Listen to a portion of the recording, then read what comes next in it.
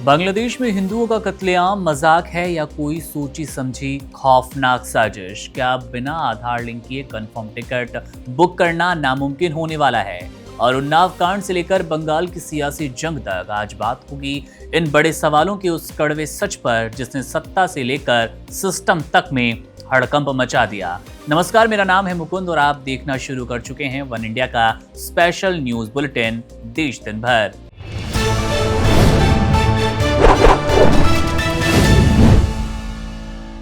कि महिलाएं 7 बजे के बाद अपने हॉस्टल और घर से न निकलें। हम कौन से जमाने में जी रहे हैं? मुगल काल में जी रहे हैं क्या? राष्ट्रीय ग्रिड बनाएंगे जो बंगाल से घुसपैठ को समाप्त कर देंगे। इंसान छोड़ दीजिए, परिंदा भी पैर नहीं मार पाए, इस प्रकार की एक मजबूत ग्रिड की रचना हम करेंगे। पश्चिम बंगाल की सियासी बिसात पर शह और मात का खेल शुरू हो चुका है। सुनिए कैसे अमित शाह ने कोलकाता की धरती से ममता बनर्जी के किले पर सीधा प्रहार किया और दीदी ने भी उसी तलखी में जवाब दिया है। वीडियो देखिए। 26 के बंगाल के विधानसभा चुनाव में बंगाल में हमारी सरकार बनेगी, इसका मजबूत आधार भी भारतीय जनता पार्टी के पास है। मैं आपको 2014 से 2024 तक के चुनाव के यात्रा के परिणामों को बताना चाहता हूं। 2014 के लोकसभा चुनाव में हमें 17% वोट मिले थे और 2 सीटें मिली। मेरी बात जरा सभी पत्रकार बंधु ध्यान से सुने। 2014 के चुनाव में हमें 17% वोट और 2 सीट मिले थे। 2016 के विधानसभा चुनाव में हमें 10% वोट मिले और विधानसभा की केवल 3 सीटें मिली थी। फिर 14 से 19 के बाद 19 के लोकसभा चुनाव में हमें 41% वोट मिले और 18 सीटें मिली। और 21 के विधानसभा चुनाव में हमें 38 वोट मिले और 77 सीटें मिली। ये बहुत बड़ा अंतर है। जिस पार्टी को केवल 3 सीट मिले थे, वो पार्टी 5 साल के ही अंतराल में 77 सीट प्राप्त करी। और इसका नतीजा देखिए, कांग्रेस जिसकी एक प्रकार से स्थापना ही बंगाल से शुरू हुई, वो कांग्रेस पार्टी बिग जीरो पर पहुंच गई। और 34 साल तक शासन करने वाला कम्युनिस्ट गठबंधन भी एक भी सीट प्राप्त नहीं कर पाया और हमने मुख्य विपक्ष का स्थान प्राप्त किया। आज शुभेंदु जी मेरे साथ यहां पर बैठे हैं, वो हमारे प्रतिपक्ष के नेता हैं। 24 के चुनाव में भी हमने 39% वोट प्राप्त किया, 12 सीटें प्राप्त की और 26 में हम निश्चित रूप से प्रचंड बहुमत के साथ भारतीय जनता पार्टी की सरकार बनाने वाले हैं। मित्रों, ये 24 से अब तक का समय भारतीय जनता पार्टी के लिए बहुत शुभांकर सिद्ध हुआ है। 24 में लगातार तीसरी बार नरेंद्र मोदी जी इस देश के प्रधानमंत्री बने। उसके बाद महाराष्ट्र में, हरियाणा में, दिल्ली में और अब बिहार में भारतीय जनता पार्टी की सरकारें बनी हैं। 24 के चुनाव में उड़ीसा और आंध्र प्रदेश में भी पूर्ण बहुमत की भाजपा की और एनडीए की सरकार बनी है। मुझे पूरा भरोसा है कि 2026 में बंगाल में 2/3 बहुमत के साथ भारतीय जनता पार्टी की सरकार बनेगी। ये बंगाल की जनता तय कर बैठी है। केंद्रीय गृह मंत्री अमित शाह ने मंगलवार को कोलकाता में ममता सरकार पर चौतरफा हमला बोलते हुए कहा कि 2026 के विधानसभा चुनाव में बीजेपी 2/3 बहुमत के साथ सत्ता में आने वाली है। शाह के निशाने पर सबसे बड़ा मुद्दा घुसपैठ और भ्रष्टाचार रहा। उन्होंने दहाड़ते हुए कहा कि बंगाल में बीजेपी की सरकार बनते ही सुरक्षा ऐसे अभेद्य होगी कि परिंदा पर नहीं मार पाएगा। शाह ने आंकड़ों के जरिए बताया कि कैसे 2016 में महज 3 सीटों पर रहने वाली बीजेपी 77 सीटों तक पहुंची और अब राज्य से तृणमूल कांग्रेस की विदाई का वक्त आ गया। उन्होंने आरोप लगाया कि ममता सरकार की निगरानी में घुसपैठ हो रही है, जिसे रोकने के लिए बंगाल में एक देशभक्त सरकार की जरूरत है। अमित शाह के इस प्रहार पर मुख्यमंत्री ममता बनर्जी ने भी बेहद आक्रामक अंदाज में पलटवार किया। ममता ने शाह के आरोपों को आई डोंट केयर कहकर सिरे से खारिज कर दिया और तंज कसते हुए कहा कि जैसे ही चुनाव नजदीक आते हैं दुर्योधन और दुशासन बंगाल आ जाते हैं। ममता बनर्जी ने केंद्र सरकार पर भी गंभीर आरोप लगाते हुए कहा कि स्पेशल इंटेंसिव रिवीजन यानी कि SIR के नाम पर पूरे बंगाल में आम जनता को परेशान किया जा रहा है। उन्होंने साफ किया कि केंद्र की एजेंसियां और नीतियां बंगाल के लोगों को डराने के लिए इस्तेमाल की जा रही है। ममता के इस जवाब ने यह भी साफ कर दिया कि आने वाले दिनों में बंगाल की राजनीति में जुबानी जंग और तेज होने वाली है। एक तरफ शाह बंगाल की विरासत को बचाने का वादा कर रही हैं, तो दूसरी तरफ ममता इसे दिल्ली का बाहरी हमला बताकर अपनी जमीन बचाने में जुट चुकी हैं। इस टकराव ने 2026 के महासंग्राम की आहट अभी से तेज भी कर दी।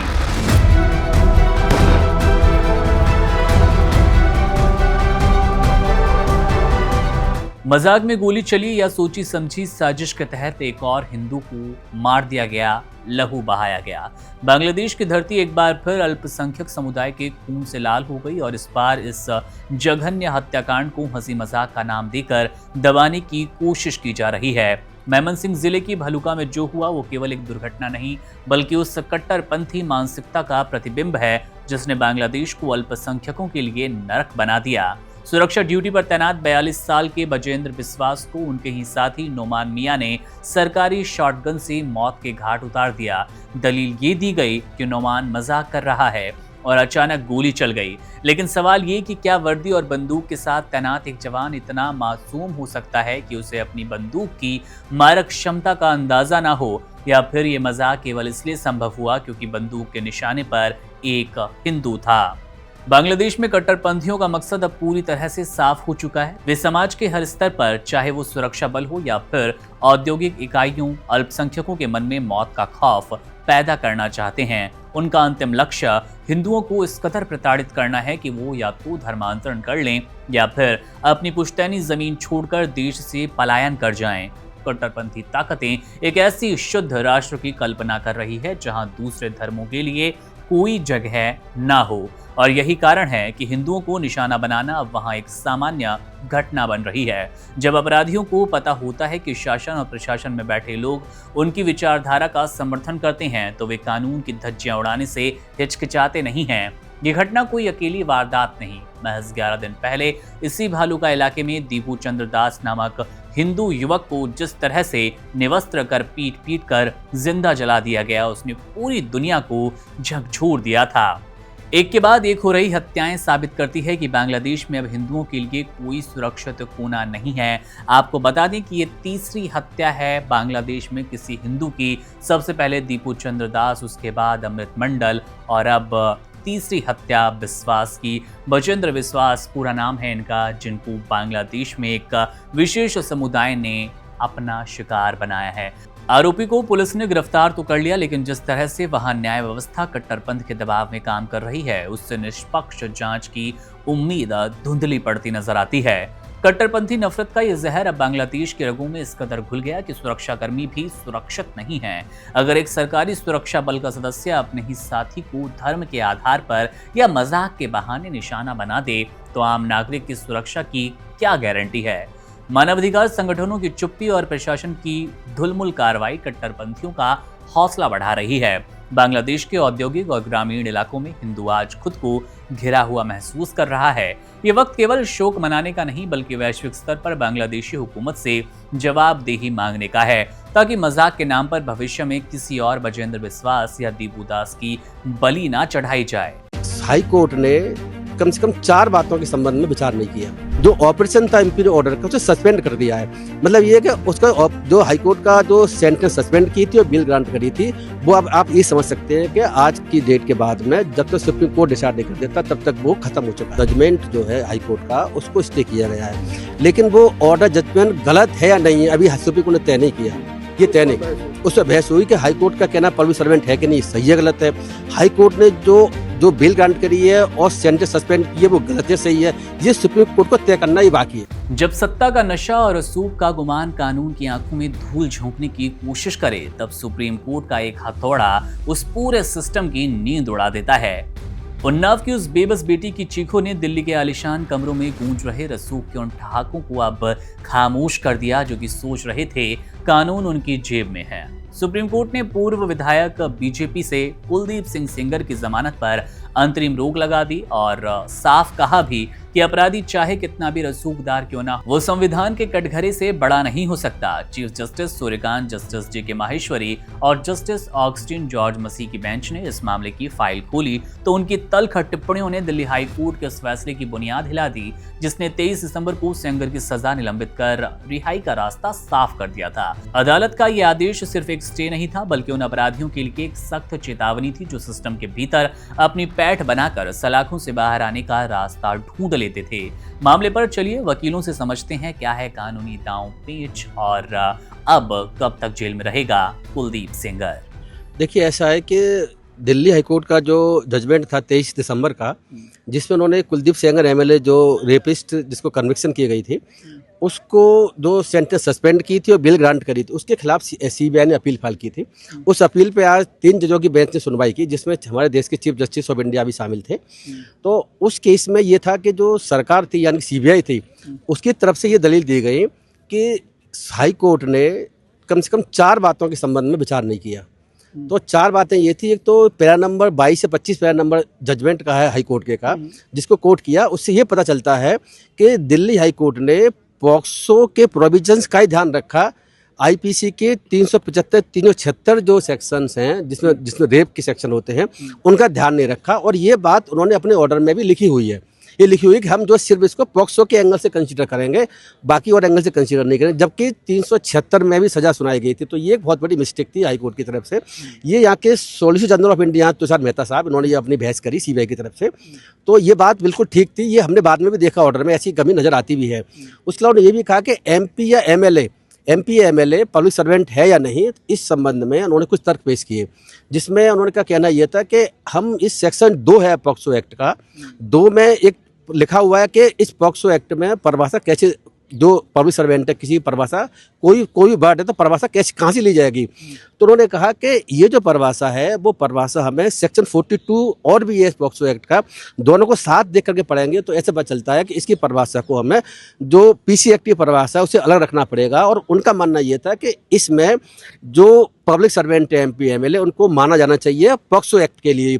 तो सुप्रीम कोर्ट का इसमें कहना यह था कि भाई इस पर हम विचार करेंगे कि क्या पोजीशन है क्या पोजीशन नहीं है। इस बात पे विचार करें कि ये पब्लिक सर्वेंट है नहीं, MP MLA public servant IPC और पॉक्सो के लिए है कि नहीं। क्योंकि एक अंतुले का केस था पहले, यार अंतुले का केस था 1980 का, जिसमें सुप्रीम कोर्ट के 5 जजों की बेंच ने कह दिया था कि एमपी या MLA prevention of corruption act भ्रष्टाचार के केसेस के लिए तो पब्लिक सर्वेंट है, लेकिन आईपीसी के सेक्शन के लिए पब्लिक सर्वेंट नहीं है। और आईपीसी की जो परिभाषा है पब्लिक सर्वेंट की उसमें कहीं फॉल नहीं करता है। यही बात हाई कोर्ट ने कही है सुप्रीम कोर्ट की जजमेंट के बेसिस पर। तो सुप्रीम कोर्ट ने कहा कि हम इसे विचार करेंगे, लेकिन आज जो है अभी हमारे पास इतना समय नहीं है डिटेल में आर्गूमेंट सुनने का और अभी रिप्लाई फाइल भी करना है दूसरी तरफ से सेंगर की तरफ से। तो उन्होंने इसके लिए आगे जो है डेट लगाई है और सेंटेंस को आज जो हाई कोर्ट ने सस्पेंड किया तो उसको जो ऑपरेशन था इंपीरियल ऑर्डर का उसे सस्पेंड कर दिया है। मतलब ये कि उसका जो हाईकोर्ट का जो सेंटेंस सस्पेंड की थी और बिल ग्रांट करी थी वो अब आप ये समझ सकते हैं कि आज की डेट के बाद में जब तक सुप्रीम कोर्ट डिसाइड नहीं कर देता तब तक वो खत्म हो चुका है। हम इसे आम आदमी की भाषा में समझे तो स्टे कर दिया, स्टे कर दिया, आप ऐसे कह सकते हैं। हम लीगल भाषा में कहते हैं कि और इसे बोलते हैं कि इम्पीड ऑर्डर है operation has been suspended, impugned order का क्रियान्वयन सस्पेंड किया गया है। आप ये कह सकते हैं कि इम्पीड ऑर्डर को स्टे कर दिया गया, मतलब उस पर भी कोई कार्रवाई नहीं होगी उसको।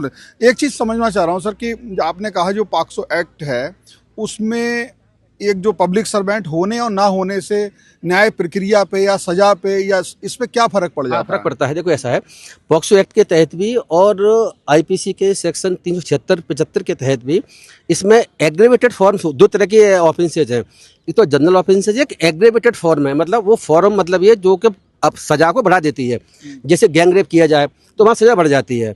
इसी तरीके से पुलिस सर्वेंट रेप करता है वहाँ सजा बढ़ जाती है, पुलिस ऑफिसर कोई रेप करता है वहाँ सजा बढ़ जाती है, तो जेल का भी ऑफिसर सजा करता है वहाँ सजा बढ़ जाती है। तो उसकी सजा जो है बढ़ जाती है। जैसे आप समझ लीजिए, मैं समझ गया कि मतलब अगर वो ये बात है, अगर ये इससे बचाने का वजह ये थी अगर वो सिद्ध नहीं होता है वो पब्लिक सर्वेंट है तो कहीं ना कहीं उन्हें सजा में कुछ ना कुछ रिलीफ जरूर मिलेगा। सिर्फ एक रिलीफ मिलता है। मैं आपको बता दूं कि ऐसा है कि जो रेप की सजा है वो जिस वक्त ऑफेंस कमिट किया गया था 17 में, तब की जो पोजीशन थी वो ये थी कि कम से कम 7 साल की सजा होगी और मैक्सिमम उम्र कैद की हो सकती है, मैक्सिमम उम्र कैद की हो सकती है। लेकिन पब्लिक सर्वेंट है तो उम्र कैद के साथ साथ में रिमाइंडर टू लाइफ की सजा भी हो सकती है, जब तक जीवित रहेगा। जब जीवित रहेगा। लेकिन वैसे लीगल में आपको बता दूं कि जब तक जीवित रहेगा वो सजा ही मानी जाती है पॉक्सो उसमें, लाइफ इम्प्रिजनमेंट में। सुप्रीम कोर्ट जजमेंट पहले बहुत सारे आ चुके हैं। 14 साल के सजा काट लेता है कोई अपराधी, उम्र कैद की सजा काटने वाला, तो सरकार को फिर अधिकार है कि वो उसको रेमिशन कर सकता है, सजा को माफ कर सकता है, वो एक अलग इशू है। तो वैसे भी सजा जो है रिमाइंडर लाइफ की मानी जाती है। लेकिन पहले ऐसा होता था कि कुछ कन्फ्यूजन था, तो पार्लियामेंट ने इसमें आईपीसी में अमेंडमेंट करके 2013 के इंसिडेंट के बाद में, निर्भया केस के बाद में पॉक्सो एक्ट बनाया और आईपीसी में प्रोविजन कर दिया रिमाइंडर टू लाइफ की सजा भी सेशन जज दे सकता है, तो पहले दे नहीं सकते थे।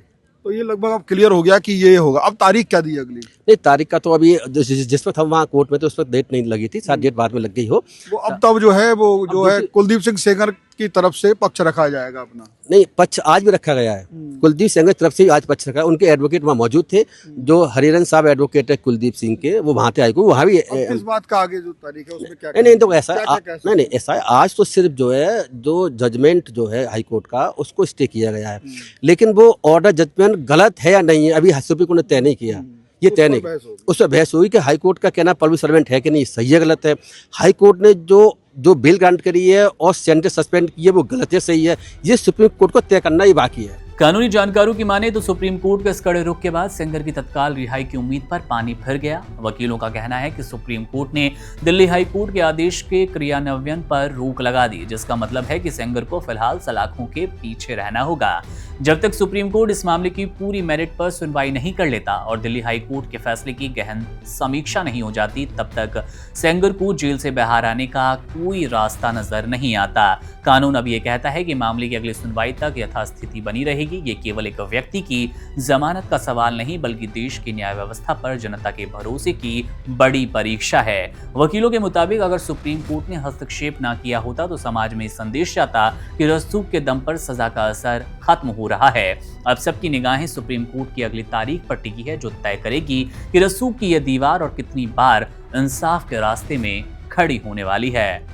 रेलवे टिकट की कालाबाजारी और दलालों के सिंडिकेट पर भारतीय रेलवे ने एक ऐसी डिजिटल स्ट्राइक की जो कि आने वाले दिनों में आम यात्रियों की राह आसान बना देगी और आधार कार्ड न रखने वालों के लिए मुश्किलें भी खड़ी होगी। सोमवार यानी कि 29 दिसंबर से IRCTC के नियमों में बदलाव हुआ है। ये बदलाव आपको अगली टिकट बुक करते वक्त लागू नजर आएंगे, जो कि साफ संकेत दे रहा है कि अब रेलवे की पटरियों पर सफर करने के लिए आपकी पहचान का डिजिटल वेरिफिकेशन होना अनिवार्य होगा। रेलवे ने उन चंद घंटों पर अब पहरा बैठा दिया जब टिकटों की सबसे ज्यादा मारामारी होती है। अब सवाल ये नहीं कि आपको टिकट मिलेगा या नहीं, बल्कि सवाल ये कि आपका IRCTC अकाउंट आपके आधार से जुड़ा भी है या नहीं। अगर नहीं तो सुबह के वक्त कंफर्म टिकट का सपना देखना आपके लिए मुश्किल और नामुमकिन दोनों हो सकता है। इस बड़े बदलाव का सीधा असर एडवांस रिजर्वेशन पीरियड यानी कि ARP के पहले दिन पड़ने वाला है। भारतीय रेलवे में फिलहाल ये अवधि 60 दिनों की है। नए नियम के मुताबिक जिस दिन किसी ट्रेन के लिए बुकिंग शुरू होगी उस दिन सुबह 8 बजे से लेकर दोपहर 12 बजे तक केवल वही लोग टिकट बुक कर पाएंगे जिनका अकाउंट आधार प्रमाणित होगा। रेलवे ने यह कदम दलालों की उस फौज को रोकने के लिए उठाया जो कि फर्जी नामों से दर्जनों अकाउंट बनाकर चंद मिनटों में सारा कोटा हड़प लेते हैं। पहले ये पाबंदी सिर्फ शुरुआती 15 मिनटों के लिए थी, जिसे बाद में 2 घंटे के लिए और बढ़ाया गया। अब इसे बढ़ाकर सीधे 4 घंटे कर दिया गया। इतना ही नहीं, रेलवे ने संकेत दिए कि आने वाले समय में यह आधार ओनली खिड़की रात 12 बजे तक के लिए भी खोली जा सकती है, यानी कि बिना आधार लिंक के आप पहले दिन टिकट की दौड़ से लगभग बाहर होंगे। अब बात करते हैं कि इस कदम से वाकई कोई फायदा होगा या फिर ये भी पुराने कदमों जैसा है। और जैसा कि सरकार बार बार दावा करती है कि अब तत्काल टिकट बुक करना आसान होगा, अब आपको रिजर्वेशन टिकट प्राप्त करना आसान होगा, लेकिन स्थिति और असलियत कुछ अलग नजर आती है। तो सीधा सवाल आपका कि क्या वाकई कोई फायदा होगा कि नहीं, उस पर अगर नजर डालें तो एक कागजी कवायद बनकर ये फैसला रह जाएगा कि नहीं, ये भी आपको बताते हैं। सरकार का तर्क है कि इससे टिकट बुकिंग की व्यवस्था पारदर्शी होगी और वास्तविक यात्रियों को सीट मिलने की संभावना बढ़ने वाली है। चूंकि एक आधार कार्ड से एक ही अकाउंट जुड़ सकता है, इसलिए दलालों के लिए थोक में टिकट बुक करना अब नामुमकिन हो जाएगा। ये एक तरह का फिल्टर है जो कि डिजिटल धोखेबाजों को सिस्टम से बाहर रखेगा। हालांकि इसका दूसरा पहलू उन ग्रामीण या कम पढ़े लिखे यात्रियों के लिए चुनौतीपूर्ण होगा जो कि खुद टिकट बुक करते हैं लेकिन तकनीकी पेचीदगियों की वजह से लिंकिंग से दूर रह गए। उनके लिए अब भी रेलवे काउंटर ही एकमात्र सहारा होगा, क्योंकि काउंटर बुकिंग के नियमों में फिलहाल कोई बदलाव नहीं किया गया। टिकट बुकिंग के अलावा रेलवे ने चार्ट प्रिपरेशन की टाइमिंग को लेकर भी बड़ा अपडेट दिया। अब सुबह 5 बजे से दोपहर 2 बजे तक चलने वाली ट्रेनों का चार्ट एक रात पहले 8 बजे ही तैयार कर दिया जाएगा। वहीं अन्य ट्रेनों के लिए कम से कम 10 घंटे पहले यह चार्ट बनेगा और ये व्यवस्था यात्रियों को अपनी वेटिंग लिस्ट की स्थिति स्पष्ट करने और अंतिम समय में यात्रा प्लान करने में मदद करेगी। कुल मिलाकर देखें तो रेलवे अब पूरी तरह से डाटा ड्रिवन और वेरीफाइड सिस्टम की तरफ बढ़ने की कोशिश कर रहा है, बढ़ चला है। सरकार के इस कदम से दलालों की दुकान पर ताला लगेगा, लेकिन इसकी सफलता इस बात पर निर्भर करेगी कि IRCTC का सर्वर इस बढ़ते वेरिफिकेशन लोड को कितना झेल पाएगा। यह नियम उन लोगों के लिए भी एक बड़ी चेतावनी है जो अब पुराने ढर्रे पर चलते आ रहे हैं। अब रेलवे का सफर सुरक्षित ही नहीं बल्कि डिजिटल रूप से प्रमाणित होना भी जरूरी हो चला है। बहरहाल आज की ये थी कुछ बड़ी और दिलचस्प खबरें जो जानना आपके लिए और इस देश के लिए जरूरी है। मेरा नाम है मुकुंद, आप बने रहिए वन इंडिया के साथ। शुक्रिया। Subscribe to One India and never miss an update. Download the One India app now.